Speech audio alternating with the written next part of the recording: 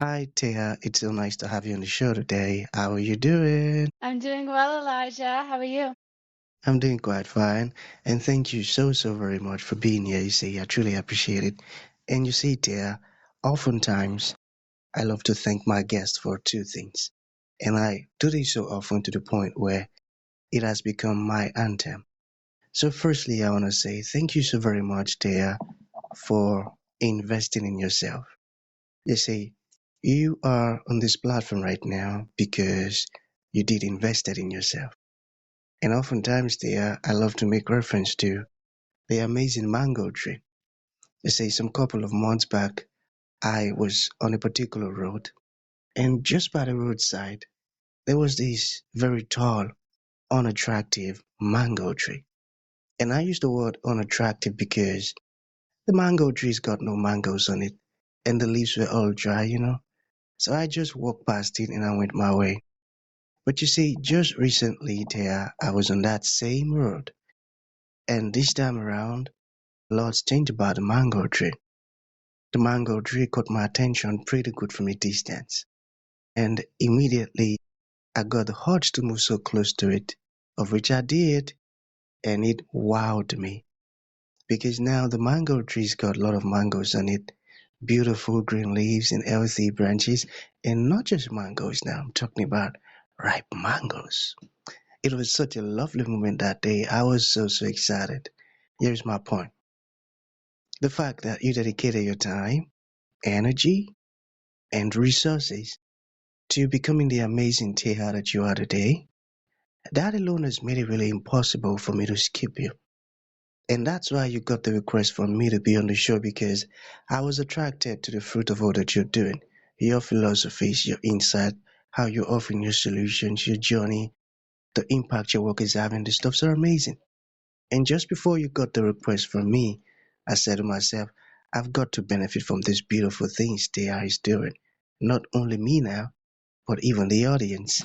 And here we are today with the amazing Tia. So thank you so very much for doing that to yourself. And secondly, thank you for saying yes to the invite. Because if you had said nope, there was nothing Elisha could do about it. Thank you so much.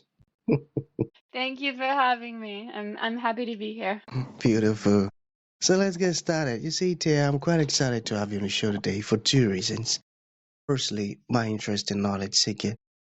I believe in order for one to transition from a terrible situation to that of a beautiful one, yeah, I believe it takes the application of knowledge, quality information, and not just knowledge now, but the application of it. And you see, ever since I discovered that light in the Hebrew means knowledge and darkness means ignorance, I've been so keen to knowledge seeking because I do not want to remain in the dark. So that's going to make our conversation today very important to me and even to the listeners. The second reason why I'm excited to have the amazing Téa on the show is for the sake of the audience. You see, Téa, we live in an age where information is as abundant as grains of sand. We've got a lot of information flying out there. So these folks trust me for quality, eye-opening, and very important information, of which I am totally convinced, Téa, that our conversation is going to be insightful and impactful. So, for that reason, let's get started with your introduction. Talk to us about your personal or your professional journey, because right now we are so curious. We want to know how Teha got here. Then, afterwards, I've gotten some beautiful questions for you. Okay, Teha, over to you. Okay. Um, I'm Téa Phillips. I am the inventor of the Metaflex glove. Let me grab one to show you real quick. This is Metaflex.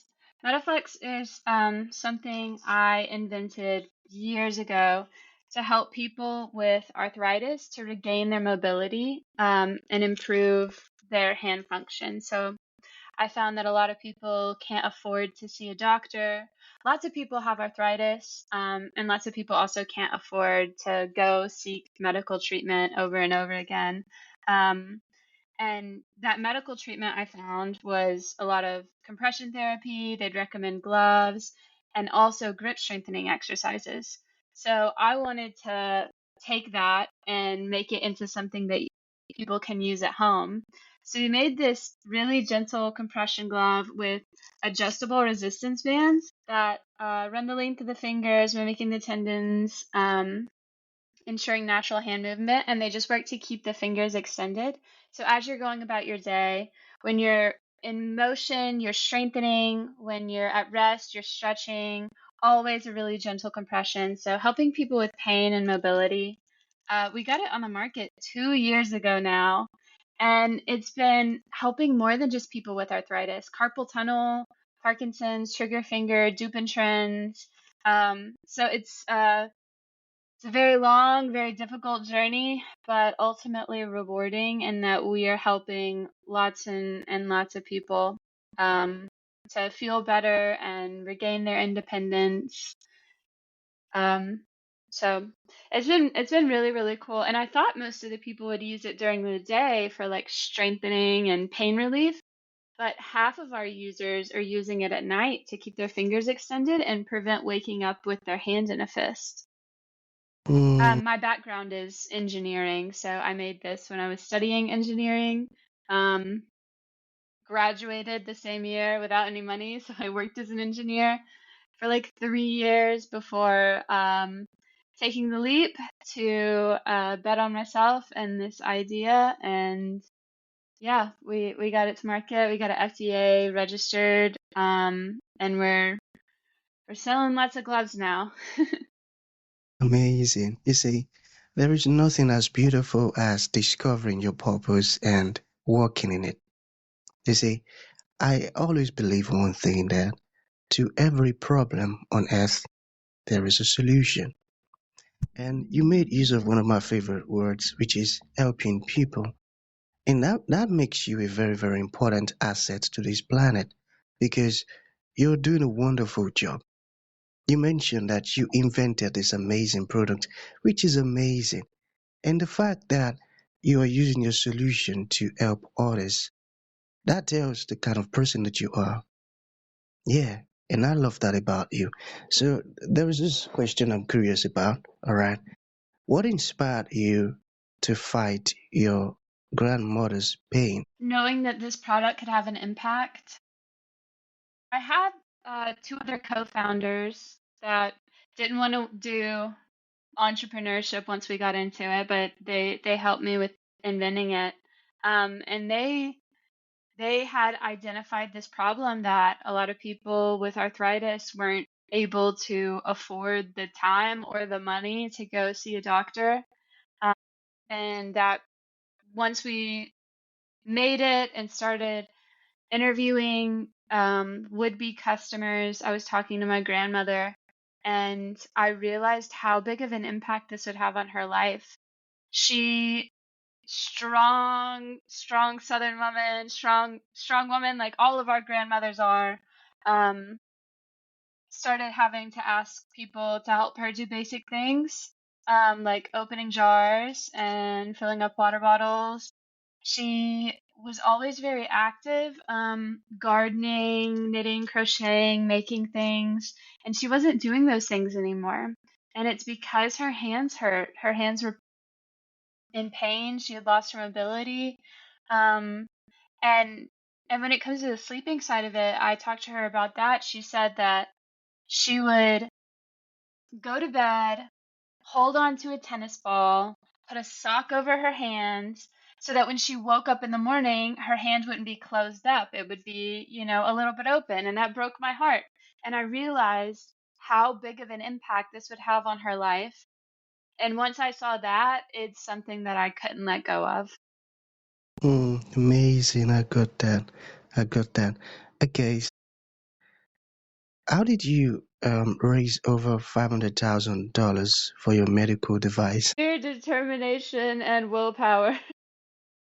That was so difficult. That was so hard to do. I have theories as to why it's so hard. I walked into a lot of rooms of people that didn't look like me, older men, and I'm this young girl, a bit eccentric, a little different, that's got this crazy idea. And it took a really long time for me to get people to trust me and bet on me. So I was raising money for years before anybody gave me anything. And it was very, very, very difficult. But ultimately, um, I I invented this, like I said, when I was in college. And one of my mentors in college had called me. He has a co-working space, which is where I'm at right now. It's called the Biz Foundry, and it's a place where people can rent office space. There's fast internet, there's free coffee, you can print things. And so when I was developing this and started doing pitch competitions, I would come here and learn from everybody and practice.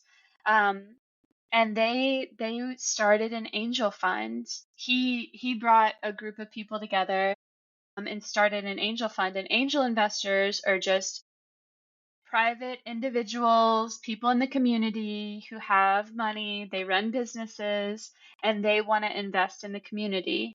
And so they pulled together an angel fund, and and they invested in me. I wasn't in Cookeville at the time, which is where I am now. I was in Knoxville, which isn't too far away, but was where I was working as an engineer. I'd quit my job and was there trying to raise money. I was traveling, trying to pull it all together. And they started an angel group and they wanted to invest locally. And so I came back to Cookeville. I got my first check. Um, and it took me 12 months from when I got my first check to when I had all the 500,000. And but again, before I even got that first check, it took me years to pull money together. Um, so if you need to finance something, start with all of your savings. That's what I did. I liquidated my 401k, my Roth IRA, every coin and stock that I had invested in, everything that I had, I pulled out and put into this company. Um, I maxed out my credit cards.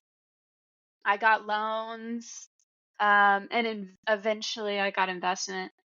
I think the biggest hurdle I have had to cross in all of this has been financing. I don't come from money. My parents don't come from money. We're rural, small town Tennessee. I didn't know anybody with money until like recently when I've been raising. So it's been really, really difficult. And I think that's the reason a lot of people have trouble starting businesses because access to capital is so limited, and that's what changes the game. So we're a medical device. We're a class 1 medical device, and to register with the FDA, the first year I registered with the FDA, it was right under $6,000, and it goes up every year. This year it's like $9,000 just every single year to be able to sell a compression glove, just one of the cost. It's insane. So can't do it without money, difficult to find money. But there are people like the angel group that invested in me, that are starting to come together and lift communities up. So I'm really grateful for my community here in Cookeville, Tennessee, for betting on me. Because again, we've made an impact and helped a lot of people. I tell you, and that's so beautiful. And one thing that stood out is with all of the others, the challenges and all, you didn't give up. You kept on pushing, going and going. That's amazing. And I found that very inspiring. So I've got this one too.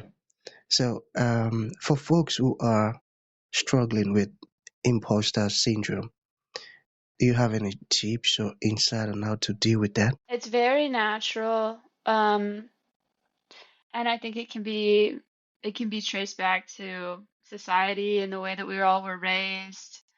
Um, I find that when I am lifting something really, really heavy and I'm scared that I'm not strong enough, that I remember I am I'm a human being and there are human beings alive that have done this and succeeded and they've done more. So if they can do it, why not me? It's definitely a mindset shift. And I still get those nagging questions in the back of my head like, you just ordered so much product. Are you sure you can sell it? Or you change the design, are people even going to like it? I remember when I first launched Metaflex, I bought 200 pairs of gloves, and I did not think, I was scared. I was like, I've invested everything I have. I took loans out to buy this inventory, and it's not going to sell, and nobody's going to like it, and they're going to think it's stupid and it's ugly and it doesn't work. I had done years of research, and I knew that it was going to be fine, but I still got those things, and we sold out of product. And then the next time I ordered inventory, we sold out of product. Um, so it's natural. You just have to challenge your own way of thinking and say, if this person can do it, why not me? We're built to the same stuff. Like, I'm smart. I've done my research. I know, like, I've checked all the boxes, crossed all the T's and dotted all the I's. Um, it's really difficult to bet on yourself, but that's what's required to be an entrepreneur, and it's a lot of risk.